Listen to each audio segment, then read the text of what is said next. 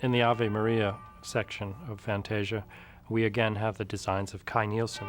And as you'll see, the procession going through the forest leads up to an actual sort of cathedral, and then in close to a giant stained glass window, and then even in closer, and you come up to the design of a Madonna.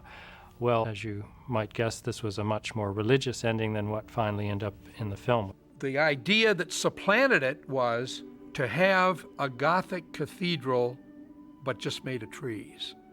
And they ended with the perfect image of hope. They could go out to a sunrise effect in the clouds out there, and the other things they could put in it. But it would mean they would have to build a track that would be about 40 feet long for the camera to go along. And they'd do their artwork on panes of glass. Now, on the floor, they'd have little red marks for how far the camera moved, and the pointer was sharpened, and they'd match it up with these little lines.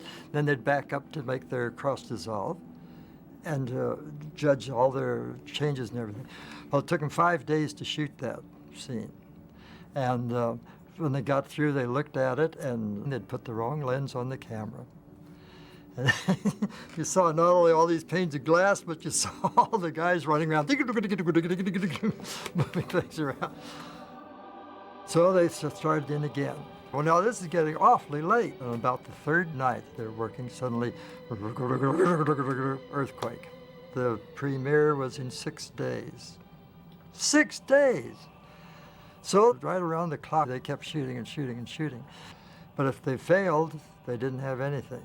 Now, because the sound was on one track and the picture was on another, they could take this picture and rush it in and splice it into the reel with something like 4 hours to spare back at New York.